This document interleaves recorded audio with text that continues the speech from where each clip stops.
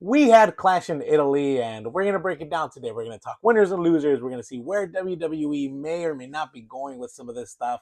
And we're going to try to see what potentially might come out of these matches that we got today. Before we get into it, though, make sure to hit that button, subscribe, hit that bell for notifications. We post nothing but wrestling content on this channel. So if you're a wrestling fan, consider hitting subscribe, considering dropping a like, do all the things that you need to do. Now let's talk wrestling. The first match we got tonight was Gunther versus Cody Rhodes for the WWE Undisputed Championship. Match was good. Match was fine. I think it went the way that we all thought it would go. Cody Rhodes did end up winning and retaining the WWE Undisputed Championship.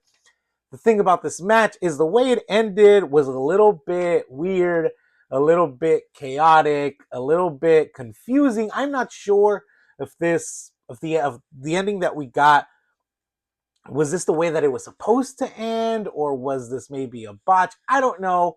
Uh, I feel like it's potentially setting up another match between Gunther and Cody Rhodes, which, look, I don't hate it. Also, I get WWE wanting to protect Gunther while still trying to keep the belt on Cody. That part of it was fine. I feel like I would have been happier if we would have gotten a clean finish here and been over with this filler feud. I don't know why WWE is prolonging it so much, because we're definitely going to get Cody versus Randy Orton at SummerSlam. Even tonight, the way that Cody Rhodes came out with his mask that had like one eye kind of like broken and darker than the other one. Even Michael Cole made mention that this was for him to remember the damage that Randy Orton did at WrestleMania. So we're obviously planting seeds. We're obviously going back to it.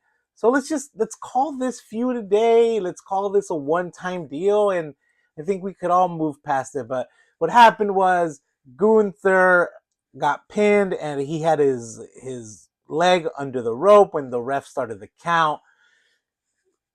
Cody Rhodes got the 1, 2, 3. Gunther then goes and argues with the ref that, my leg was under the rope. That counts as a rope break. You shouldn't have counted. Again, I don't know if this is the way that it was meant to end. I don't know if this was some sort of botch. I don't know. This wasn't my favorite ending to this match. I don't think anyone suspected that Gunther was going to take the title away from Cody Rhodes. If you looked at my prediction video, I said this was pretty much a done deal, right? Cody Rhodes, by the way, 5 for 5 tonight, or 4 for 4 tonight. No, 5 for 5. Those 5 matches. 5 for 5 tonight for me. So, yeah, I don't know. I expected a cleaner finish. I expected, yes, Gunther to be protected in all of this. Again, my biggest gripe with this whole thing is, where the hell is Randy Orton? Randy Orton just went away after WrestleMania. Him and Pat McAfee just rode off into the sunset after losing, and that's the feud we all want. That's the feud we all need. That's the feud we're eventually going to get. So, also, where does this leave Cody Rhodes with Sami Zayn? Because he told Sami on Friday that he would get to him after he was done with Gunther. It doesn't feel like he's done with Gunther, considering the outcome of today's match. So, I don't know. Again, though, it all just feels like a way to keep Cody Rhodes busy, needlessly busy, before Randy Orton comes back and he gets his rematch. So, yeah, Cody Rhodes retains. Potentially another match with Gunther at the next PLE, whatever that is. There is a PLE before SummerSlam, I believe. So probably there. I don't know what it is. Moving on. The next match was Rhea Ripley against Jade Cargill. I got confused because I remember, maybe I'm wrong, but I remember WWE mentioning that Oba versus Brock 2 was going to be part of that first hour on ESPN. Wasn't the case. Instead, we got Cody Rhodes versus Gunther and Rhea Ripley versus Jade Cargill. Fun match. Great match. I think the outcome is what we all expected. Again, a little bit of a botch here because B-Fab and Michin come out to help Jade. Rhea Ripley hits Jade Cargill with, I think it's a riptide. I think it's what she hit her with. The ref goes for the pin. 1, 2, and B-Fab is supposed to put Jade's foot on the rope, but she misses when she reaches out for it. And I just don't get the point of this faction. Like, we had B-Fab and Michin go heel to help Jade. Jade has now lost both championship matches, WrestleMania and today. The three of them as a group have, I guess they beat Charlotte, Alexa, and Rhea at Saturday night's main event. That means nothing. If you're gonna turn heel, if you're gonna join forces with this person that has been making your life a living hell, essentially, because Jade had been just attacking them week after week, attacking B-Fab and Michin week after week, and Michin was like dead set on beating Jade Cargill, on taking her championship away, and at the end it was like, well, if you can't beat him, join him. But what's the point? What's the point of all of this? They're now battling the baby faces. Not to get ahead of myself here, but the Queen of the Ring tournament bracket was announced. We have Charlotte Flair versus Jade Cargill as one of the first matches. What are B-Fab and Michin getting out of this? What is Jade getting out of this? What's the point of all of this? So anyway, B-Fab misses, but the ref still stops the count. Eventually, she does put her foot on the rope, so it like kind of looks like maybe that was why the ref stopped counting. Charlotte Flair comes out to neutralize B-Fab and Michin. We then get a similar spot where Jade Cargill, I don't know if it's the Jaded or something else, I can't really remember, but she puts Rhea Ripley in a pinfall as well, 1-2. Charlotte Flair being Charlotte Flair, doing things correctly, being, one of the top baby faces in the company who just knows how to do things right when they call for it.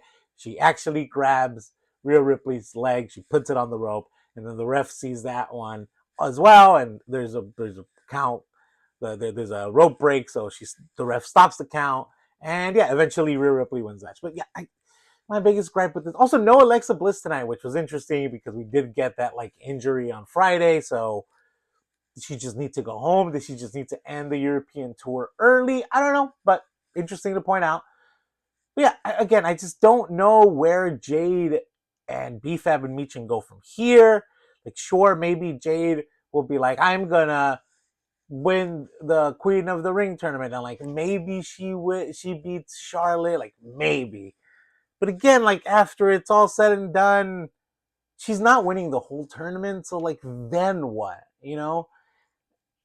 Like part of me would be more okay with this if like maybe B-Fab and Michin would be part of like the women's tag team scene and like challenging for the women's tag team titles, but that's not happening either. So literally don't get the point of this faction. Rhea Ripley wins, retains her championship, and the heels are left just there again. We did then get Oba Femi versus Brock Lesnar. This was the quickest match of the night. I think it got like 6 or 7 minutes. 7 F5s from Brock Lesnar is what it took. Brock Lesnar did beat Oba Femi in a way that I just knew WWE would do. Like as soon as this match was announced, I knew that this was all to give Brock his win back. Sure, maybe they'll get a rubber match at SummerSlam. Maybe it's for Brock's career and that ends up retiring Brock for real. I just don't get the point of having Oba lose to Brock Lesnar. Like, sure, like it doesn't completely minimize who Oba Femi is. It doesn't really dim the light on Oba Femi at all. But there was just something about the fact that like Oba Femi had just like worked his way through the roster, like had beaten everyone he hadn't lost so far. Now he got his first loss against Brock Lesnar. And like fine, right? Like you lose against Brock Lesnar, it's not the end of the world. Like you lost against Brock Lesnar, especially because they're 1-1 now. But I just feel like a lot of Oba's aura was like, oh, he tamed the beast.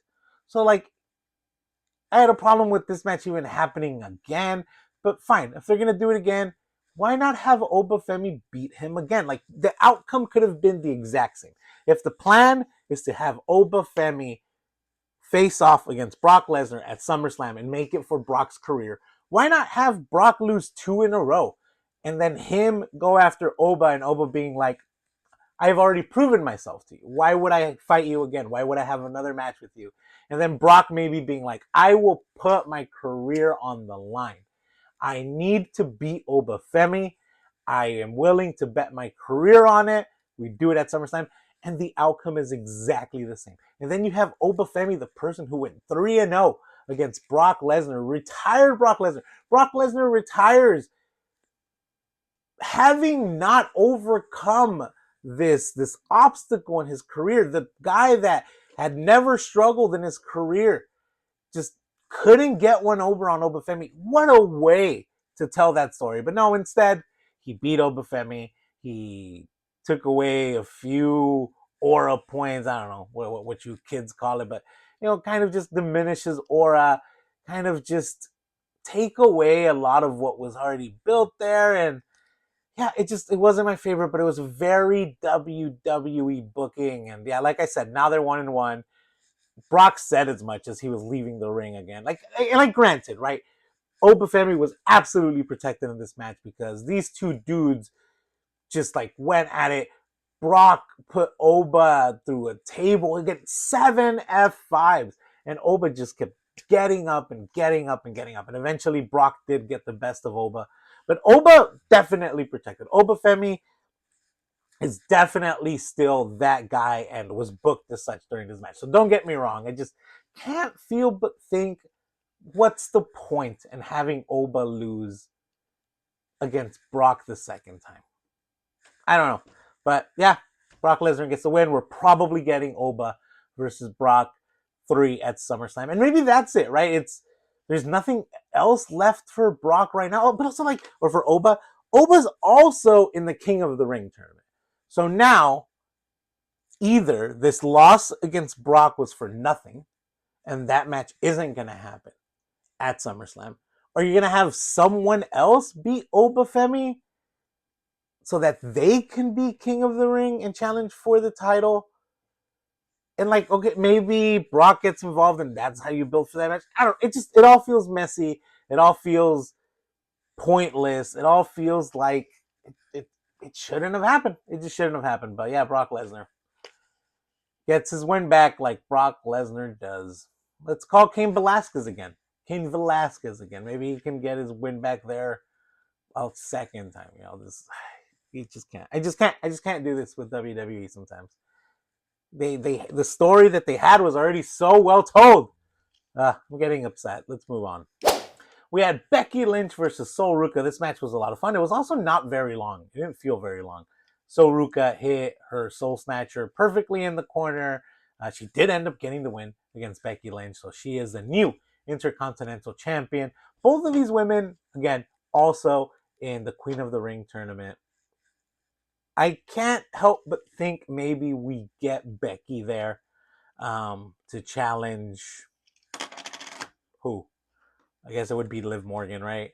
So I can't help but feel like that's it, especially with Stephanie Paquette out. I don't know how long Stephanie Paquette is going to be out. Liv Morgan, I guess, also technically she is in the Queen of the Ring tournament, so maybe Stephanie Paquette comes back there, and then they start that feud for SummerSlam. I don't know. Whatever. It's not about that right now. But yeah, Sol Ruca is our new women's IC champion. I like this. Look, Becky Hogan all you want, but what a way to pass the torch. And we keep getting Becky, having that feud with that referee whose name I just can't commit to memory.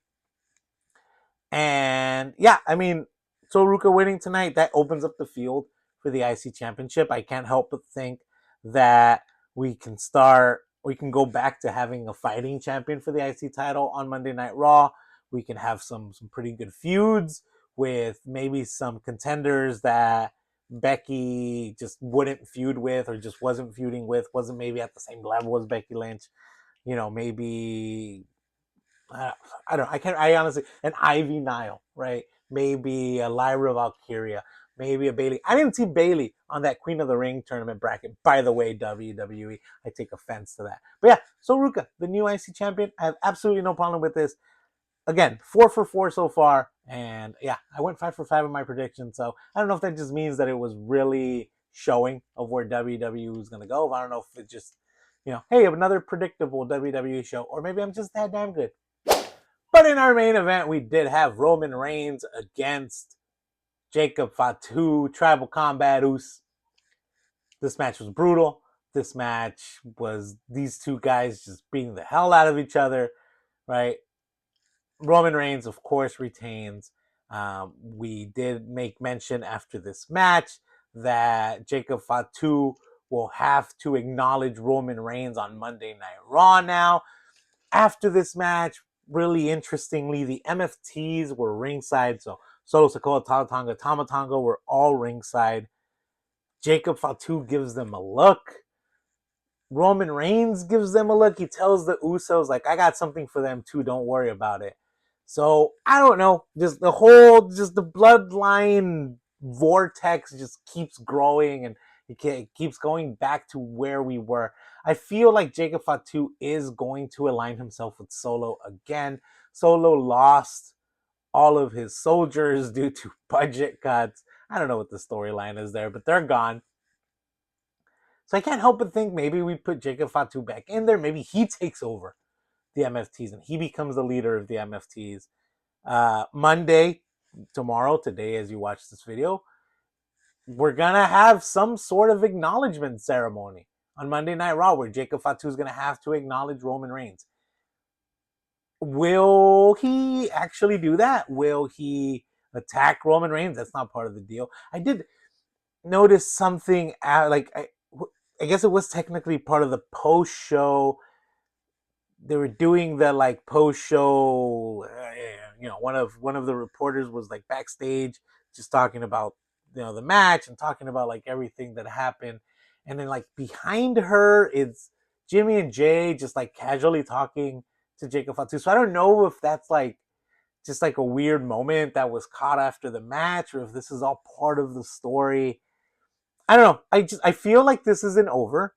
I feel like Jacob Fatu is going to somehow keep fighting against Roman Reigns. I said during my predictions video that I would love for Jacob Fatu to actually be aligned with Roman Reigns and to take that role again that he had with Solo. The whole "I love you, Solo," but do it with Roman. But I don't think that that's what we're going to get here. I feel like this isn't over. I feel like this isn't over. I don't know what we're going to get at WrestleMania, but it feels like bloodline business again. I don't know how I feel about this because, again, we've done this before. And, like, sure, like, it's entertaining, I guess. Right? Like, we have Jacob Fatu now, like, making a name for himself. Hopefully, he's the person that dethrones Roman Reigns. I keep hoping for a full circle moment where Jacob just goes and gets better and builds up his character and gets tougher, gets meaner, gets harder, and just ends up eventually taking out Roman Reigns. And he's the man to do that. But yeah, I don't know. I'm not gonna say that I'm not entertained by any of this, by all of this, but it all just feels a little bit boring. And I don't know. I think we could have told a much more interesting story if Jacob Fatu won tonight. It would have set the internet ablaze, but I think it would have just been the better outcome. But no, that's not what happened. Roman Reigns retains. He remains the tribal chief. He won his Ufalafa, as LA Knight calls it, the Ulafala. And yeah, we'll see what happens on Monday Night Raw. And there you have it. That is Clash in Italy. The show was actually not bad. Was it the best show of all time? No. Was it the best show of the year? No. That was Noche de los Grandes in AAA. Go watch that. That was amazing. But this show, not bad. 4 out of 5, I'd say maybe. Enjoyed it. Liked it. That's pretty much all I got for it. Since you made it this far, though, make sure to drop a like, make sure to hit subscribe, make sure to do all the things that you do. Check out this video. It's about Noche de los Grandes. Like I said, that show of the year. Show of the year. Grande Americano versus Grande Americano. Match of the decade. As always, though, until next time, have a nice day.